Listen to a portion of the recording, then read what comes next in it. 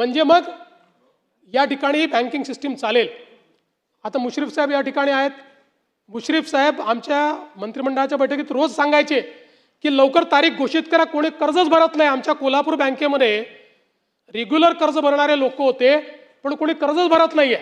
तारीख घोषित झाली, बरोबर भरले सगळ्यांनी, नंतरच्या लोकांनी कर्ज, आणि पुन्हा त्या बँकेची परिस्थिती। आज तुम्ही बघा, नागपूरची आमची बँक सगळ्यात कमी जर कर्ज कुठे मिळत असेल तर ते नागपुरात मिळतं, कारण बँक नाही आहे। जिथे जिथे बँका बुडल्या त्या त्या ठिकाणी ही परिस्थिती तयार झाली। आणि म्हणून आपल्याला शेतकऱ्याला तर कर्जमाफी द्यायचीच आहे, पण सोबत बँकिंग सिस्टीम करता काही शिस्त लावणं हे देखील गरजेचं आहे। म्हणून अशा पद्धतीची शिफारस ही त्यामध्ये आली। आता मी तुम्हाला पुन्हा सांगतो की आपण जर बघितलं तर पहिले आम्ही 17 मध्ये छत्रपती शिवाजी महाराज शेतकरी सन्मान योजना केली, ज्याच्यामध्ये जवळपास त्या ठिकाणी 44 लाख शेतकऱ्यांना आपण मदत केली।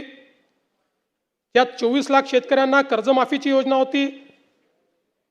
4.27 लाख शेतकऱ्यांनी एक वेळ समझोता केला। 14,89,000 शेतकऱ्यांना आपण प्रोत्साहनपर पैसे दिले। आणि मग जेव्हा महात्मा ज्योतिराव फुले शेतकरी कर्जमुक्ती योजना आली, त्यावेळी रोहित पवारजी, आपली माहिती चुकीची आहे, 2017च्या योजनेमध्ये लाभ मिळालेल्या, म्हणजे छत्रपती शिवाजी महाराज योजनेत लाभ मिळालेल्या शेतकऱ्यांना 2019च्या कर्जमाफी योजनेतनं वगळण्यात आलं, देण्यात नाही आलं, हे वगळण्यात आलं।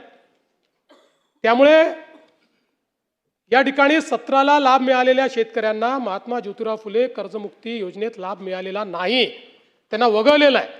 म्हणून आपल्याला मिळालेली माहिती वस्तुस्थिती दर्शक नाही आहे। एवढंच नाही, 2008 साली देशामध्ये कर्जमाफी झाली, त्यानंतर 9 मध्ये आपण आणली महाराष्ट्रामध्ये, 8 नंतर।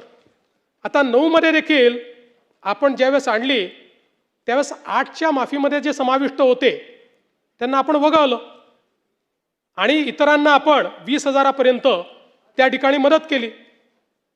मर्यादा जी होती ती 20,000ची मर्यादा होती। जवळपास 34 लाख शेतकऱ्यांना 4,000 कोटी रुपये आपण 2009 साली दिले होते। आणि म्हणून हे काही पहिल्यांदा झालेलं नाही आहे।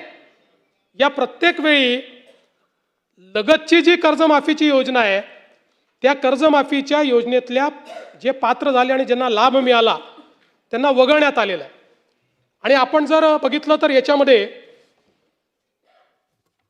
परतफेडीच्या संदर्भातही हे जे टाकण्यात आलं की 2026 आणि 27ला पैसे परत केले पाहिजे, याच्या मागचा उद्देश हाच होता की आपण ज्यांना प्रोत्साहन देतोय, प्रोत्साहन घेत असताना त्यांनी पुढे नीट कर्ज भरलं पाहिजे, या दृष्टीनं आपण या ठिकाणी अशा पद्धतीची योजना केली होती। मला खरं म्हणजे मी तिन्हीचा चार्ट या ठिकाणी तयार केलेला आहे। आपल्या लक्षात येईल आत्तापर्यंतच्या योजनांमधली सगळ्यात मोठी योजना ही यावेळची कर्जमाफीची योजना आहे। टाळ्या याच्यानंतर वाजवा, टाळ्या याच्यानंतर वाजवा।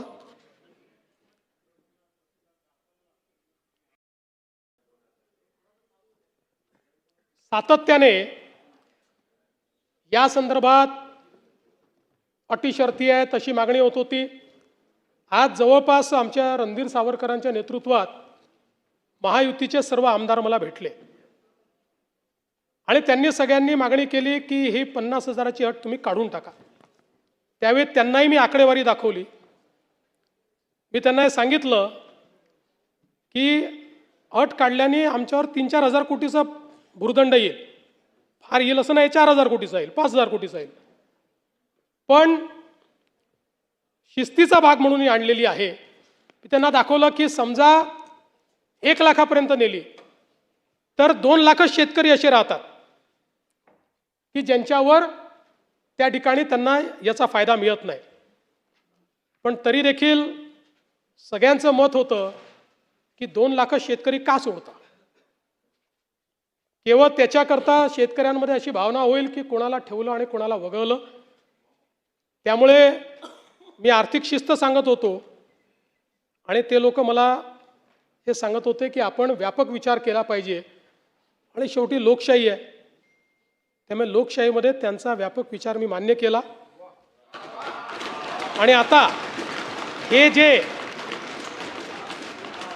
महात्मा फुले कर्जमाफी योजनेतले जे लोक होते ज्यांना 50,000 रुपयापर्यंत आपण म्हटलं होतं त्यांनाही 2 लाखापर्यंत कर्जमाफी झाली. आणि त्यासोबत 26-27चा जो नियम आहे तोही वगळण्यात येईल. आता आपल्याकडे तर सगळं आहेच. 26 मध्ये कोणी कोणी पैसे भरले आहेत, जसं यांनी सांगितलं 95% लोकांनी पैसे भरले. त्यामुळे आता त्याच्या आधीच्या 3 वर्षातले कुठलेही 2 वर्ष ज्यांनी रेग्युलर भरलेले आहेत ते सगळे लोक याकरता पात्र होतील. पुन्हा सांगतो, पहिल्यांदा राज्य सरकारने हा निर्णय घेतलाय, यापूर्वी कधीही असा निर्णय झालेला नाही.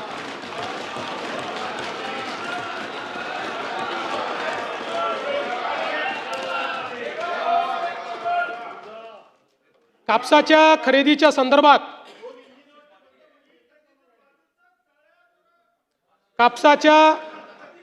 खरेदी संदर्भातही 7,710 प्रति क्विंटल या आधारभूत किमतीवर आपण 136 लाख क्विंटल कापूस खरेदी केलाय आणि त्याकरता 10,883 कोटी रुपयाची चुकारे हे त्या ठिकाणी दिलेले आहेत.